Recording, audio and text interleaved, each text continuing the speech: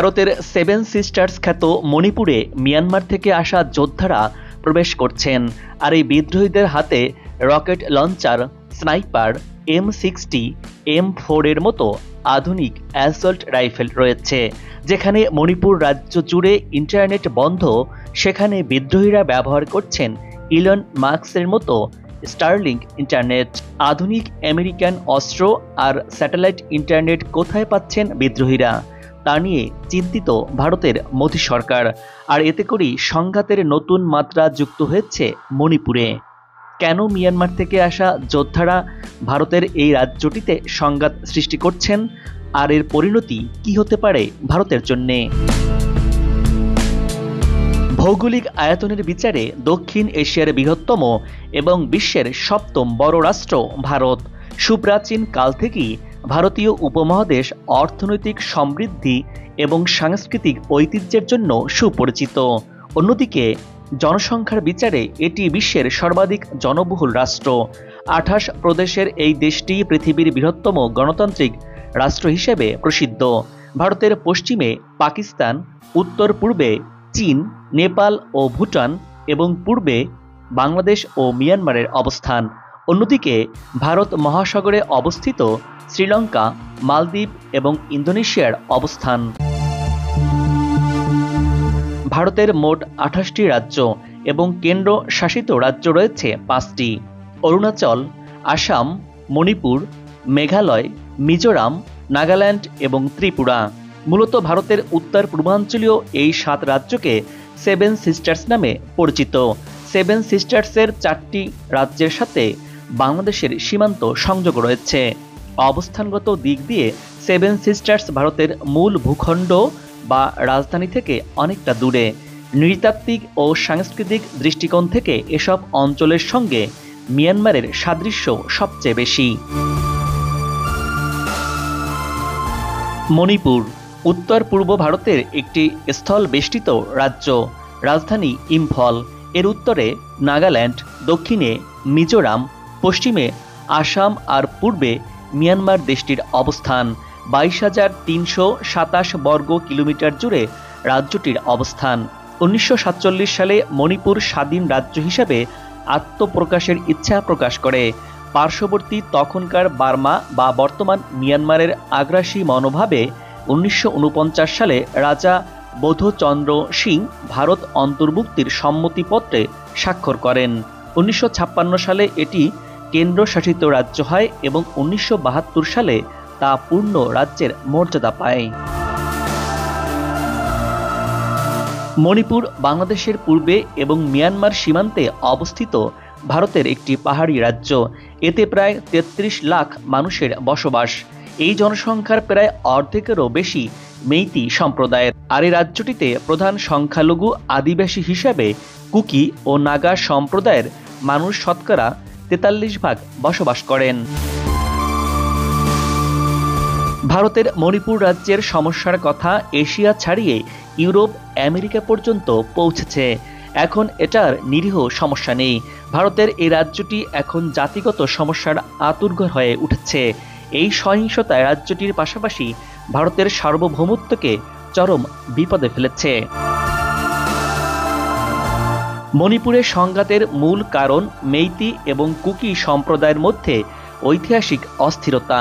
আর এই মুহূর্তে রাজ্যটিতে অস্থিরতা বিরাজ করছে, কারণ মিয়ানমার থেকে আসা বিদ্রোহীরা রকেট লঞ্চার, স্নাইপার, অ্যাসল্ট রাইফেলের মতো আধুনিক অস্ত্রগুলো রাজ্যের অভ্যন্তরে সংঘাতে যুক্ত করেছে, যা একটি ভয়াবহ টুইস্ট তৈরি করেছে। মিয়ানমার ভারতের মণিপুরকে ঘিরে হঠাৎ করে অশান্ত হয়ে উঠেছে এশিয়ার দক্ষিণ পূর্বাংশ। খণ্ড বিখণ্ড হবার পথে মিয়ানমার। রাখাইনে আসতে পারে নতুন রাষ্ট্র প্রতিষ্ঠার ঘোষণা। সেই সাথে ভারতের সেভেন সিস্টার্স খ্যাত ভারতের মণিপুর রাজ্যকে ঘিরে দিনকে দিন ভাঙনের সুর জোরালো হচ্ছে। কিছুদিন আগে ভারত ভাঙার ডাক দেন মিজোরাম রাজ্যের মুখ্যমন্ত্রী লালদুহমা। মোদী সরকার এসব তথ্য চেপে রাখলেও বার্তা সংস্থা রয়টার্স সেভেন সিস্টার্স নিয়ে নানাবিধ তথ্য প্রকাশ করেছে। উত্তাল মণিপুরের সাথে এবার মিশেছে মিয়ানমার থেকে আসা বিদ্রোহীরা। আর এই বিদ্রোহী যোদ্ধাদের হাতে এসেছে আধুনিক অস্ত্র। গুঞ্জন শোনা যাচ্ছে মণিপুরের এই অস্থিরতার পেছনে কাজ করছে নাকি আমেরিকার মতো দেশ। 1 বছরের বেশি সময় ধরে উত্তাল ভারতের মণিপুর রাজ্যটি। কুকি আর মেইতে জনগোষ্ঠীর মধ্যে চলছে প্রত্যক্ষ সংঘর্ষ। আর এই পরিস্থিতি নিয়ন্ত্রণে আনতে বসে নেই ভারতের মোদী সরকারও। মাঠে নামিয়েছেন লাখখানেক সেনা সদস্য। গেল নভেম্বরে ভয়াবহ সহিংসতার পর 10,000 সহ 22,000 বর্গ কিলোমিটার ছোট এই রাজ্যটিতে 67,000 সেনা মোতায়েন করা হয়েছে, যার সাথে 30,000 পুলিশের এক শক্তিশালী বাহিনী মিলে 1 লাখের বেশি আইনশৃঙ্খলা বাহিনীর এক বিশাল বহর তৈরি করেছে। মণিপুরের সংঘাত মূলত হিন্দু মেইতে সম্প্রদায় এবং খ্রিস্টান কুকি উপজাতির মধ্যে বিভাজন সৃষ্টি করেছে। রাজ্যে যেন সহিংসতা কমছে না, বরং ভারতের এই মণিপুর রাজ্যটি একেবারেই দিন দিন সরকারের নিয়ন্ত্রণের বাইরে চলে যাচ্ছে। বার্তা সংস্থা রয়টার্স বলছে, মিয়ানমার থেকে আসা যোদ্ধারা নতুন মাত্রা যুক্ত করেছে রাজ্যটিতে। কেন মিয়ানমার থেকে আসা যোদ্ধারা মণিপুরে দলে দলে আসছে, এর পেছনে রয়েছে আরেক গল্প। ভারতীয় বিচ্ছিন্নতাবাদী সশস্ত্র বিভিন্ন গোষ্ঠীর সদস্য যারা মিয়ানমারে আশ্রয় নিয়েছিলেন এবং সেখানকার গৃহযুদ্ধে লড়াই করেছেন, সম্প্রতি তারা সীমান্ত পেরিয়ে ভারতের সহিংসতায় বিধ্বস্ত মণিপুর রাজ্যে ফিরছেন। যুদ্ধের কঠিন প্রশিক্ষণ নেওয়া এসব সদস্য চলতি বছর ফেরায় মণিপুর রাজ্যের 19 মাসের তিক্ত জাতিগত সংঘাত আরও উত্তপ্ত হয়ে উঠেছে। ভারতীয় নিরাপত্তা বাহিনীর কর্মকর্তাদের বরাত দিয়ে সম্প্রতি ব্রিটিশ বার্তা সংস্থা রয়টার্সের এক প্রতিবেদনে এসব তথ্য প্রকাশ করেছে। বার্তা সংস্থা রয়টার্স বলছে, মিয়ানমার থেকে যোদ্ধারা মণিপুরে ফেরায় প্রভাবশালী ও হিন্দু জনগোষ্ঠী মেইতে সম্প্রদায় এবং খ্রিস্টান ধর্মাবলম্বী কুকি উপজাতিদের মধ্যে সহিংসতা বেড়েছে। সমালোচকরা বলছেন, মণিপুরের এই সংঘাত ভারতের প্রধানমন্ত্রী নরেন্দ্র মোদীর 11 বছরের সরকারের সবচেয়ে বড় আইনশৃঙ্খলা ব্যর্থতা বলে দাবি করছেন। প্রতিদ্বন্দ্বী গোষ্ঠীগুলোর সশস্ত্র সদস্যরা সীমান্ত পেরিয়ে মিয়ানমার থেকে মণিপুরে চলে আসায় সংঘাত নতুন নতুন এলাকায় ছড়িয়ে পড়ছে বলে রয়টার্সের প্রতিবেদনে উঠে আসে। এই যোদ্ধাদের হাতে রয়েছে স্পর্শকাতর সব অস্ত্র। সশস্ত্র বিদ্রোহীদের এসব অস্ত্রের বেশিরভাগই মিয়ানমার থেকে ভারতে প্রবেশ করেছে বলে দাবি করা হয়েছে। রয়টার্সের সঙ্গে নাম প্রকাশ না করার শর্তে ভারতের পুলিশ ও সামরিক কর্মকর্তারা জানিয়েছেন, মিয়ানমার থেকে আসা বিদ্রোহীরা আসায় মণিপুরে আরও ছড়িয়ে পড়ছে সহিংসতা। তবে মিয়ানমার থেকে ঠিক কত বিদ্রোহীরা ভারতে প্রবেশ করেছে তার সঠিক তথ্য নেই ভারত সরকারের কাছে। প্রতিদ্বন্দ্বী দলগুলো অস্ত্র ও তৎপরতায় অর্থায়নের ব্যাপারে অনিশ্চিত রাজ্যটির কেন্দ্র সরকার। রাজ্যে অপরাধ বাড়ছে, যার মধ্যে রয়েছে চাঁদাবাজি, অবৈধ মাদকের রমরমার ব্যবসার মতো ঘটনা। এই অস্থিরতার মধ্যেই ভারতীয় মিডিয়া প্রকাশ করেছে চাঞ্চল্যকর আরেক তথ্য। তারা জানাচ্ছে, বর্তমানে মণিপুর রাজ্যটিতে ইন্টারনেট বন্ধ থাকলেও বিদ্রোহী গোষ্ঠীরা নাকি নিশ্চিন্ত মনে ইন্টারনেট ব্যবহার করে সমন্বয় করতে পারছেন। প্রশ্ন হচ্ছে কিভাবে? তবে এর উত্তরও দিয়েছে তারা।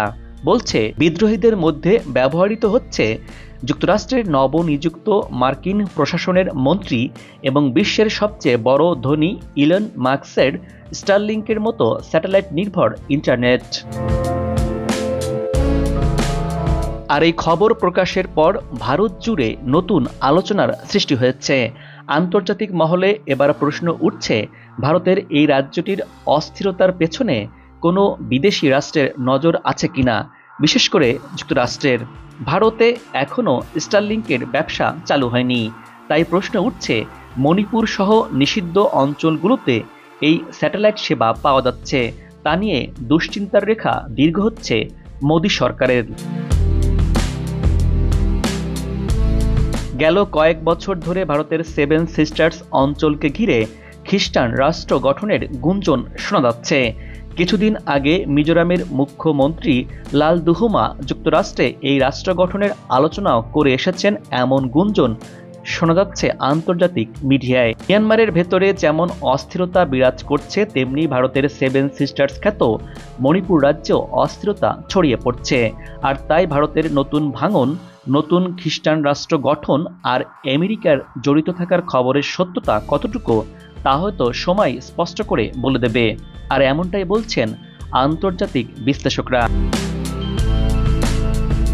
দর্শক, এবার বিদায় নিচ্ছি। আগামীতে আবারও দেখা হবে নতুন কোনো জায়গা, তথ্য আর ইতিহাস চিত্র নিয়ে। আপনার পছন্দের কোনো ভিডিও চিত্র দেখতে চাইলে কমেন্টস বক্সে লিখে জানান। ভিডিওটি ভালো লাগলে চ্যানেলটি সাবস্ক্রাইব করে লাইক দিয়ে শেয়ার করুন। ভালো থাকুন, নিরাপদে থাকুন এবং সাথেই থাকুন।